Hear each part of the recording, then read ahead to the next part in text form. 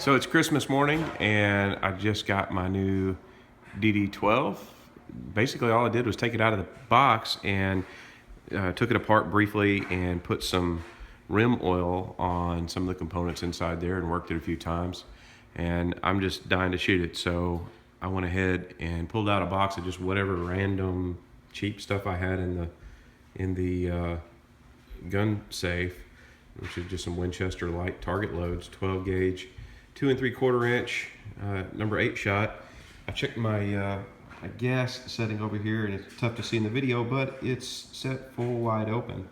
So it should run with this stuff, but we're gonna take it out there in the backyard and see what it does. By the way, I just opened this box, and these are all low brass. If this gun cycles with this stuff, man, I gotta believe it's gonna cycle with anything, so we'll see what happens. All right, so I'm out on the back porch with it, just gonna shoot up into the woods. I've got this low brass stuff loaded. I don't expect it'll do all that great with this stuff, but we'll see what happens.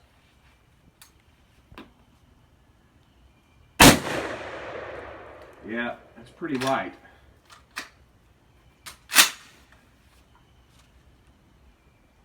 I may have to get something high brass in order to get this thing to cycle.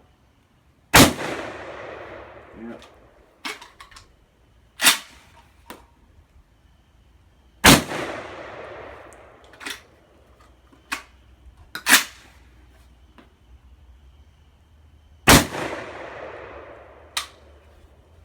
Well, it seemed to eject. Oh, it didn't all fully eject that round either. Yeah, you're gonna have to have some different shells in order to make this thing run. Okay, so this time I went back into the safe and I grabbed something that better work. This is Remington buckshot. You know, of course, 12 gauge, still 2 3/4, double aught buck. I think that's gonna work just fine. It's high brass stuff too, obviously. And I went ahead and adjusted the gas setting up here on the front of the gun all the way down to its lowest setting. So if it's not going to run, it's because I've choked the gas off way too much, and we'll just kind of slowly back it off. The manufacturer recommends that if you're shooting full powered combat loads in the shotgun, that you choke the gas off quite a bit so that you don't experience as much recoil, and then open it up as you need to. So I'm going to start off with 5 rounds of that Remington buckshot on the lowest setting, see how that goes, and if I need to, I'll back it off from there. But so far so good. Shotgun seems to be holding up. Shoots really good. Okay, so back out here with the Remington double aught buck. We'll see how it shoots with the gas system choked all the way down.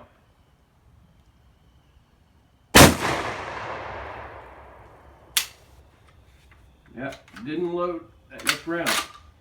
There's that. Let's try a second two.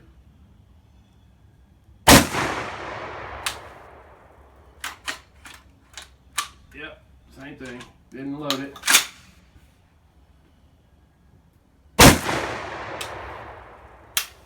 Same thing. So I don't think it's going to load these just as is.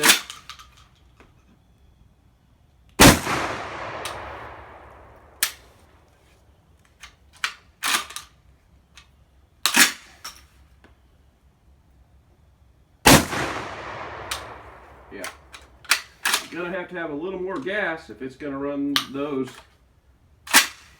Maybe that smallest settings for 3-inch shells. Don't know. Okay. So I went ahead and opened the gas up one more setting, so we're not on the lowest setting, but the next smallest opening in the gas system up there with the same thing. We're going to use those Remington 2 3/4 inch high brass double aught buck. We'll see how it goes this time. Maybe it'll start cycling for us.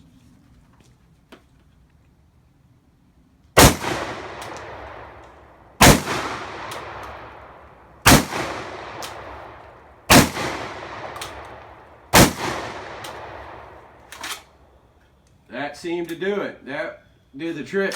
Shotgun cycled just fine that time. So I'm guessing that tightest setting is probably for something like 3-inch buck. But the next to smallest setting seems to work just fine for, like, you know, the 2 3/4 inch buck that I was just shooting. So that was kind of fun. I like the shotgun. Seems to be holding up well. I'm not having any problems. Fiber optic sight staying put. It seems to cycle real smooth. I like the trigger. I think I'm going to have some fun with this. It's just going to be a matter of trying to dial it in and get the right shotgun shell, because at the end of the day, I just want to shoot cheap, you know, number 8, number 7 loads. You know, high brass is fine. Just something cheap that I can tear stuff up with in the backyard. But so far, having a good time with it. So I did notice one other minor problem out of the box that if you get one of these, you might want to be a little careful with. It's got these metal feed lips that go on the back of the magazine. And when I loaded the magazine all up completely, it looked like this had expanded just a little bit, and then this had come off. And I'm having a little bit of a trouble getting it off right now, but there's just a little dimple and piece of plastic that holds that on. But when it was under spring tension, at least once, it did pop off. You can kind of see it's popping up a little bit there, although it's kind of hard to see. But that popped off, and my shotgun shells all came flying out of the top of the magazine. I don't think it's the end of the world. Like I said, I slapped it right back on there and loaded it back up and hadn't had any more problems, but I've kept some pressure on it whenever I've loaded shotgun shells after that, just to make sure. So, I mean, you wouldn't want to, you know, load all your shotgun shells up and look down over the top of the thing. I don't know that that would be a great idea. But anyway, I mean, these are Sega magazines. I mean, this is just the magazines that ship with it. They're little 5-rounders.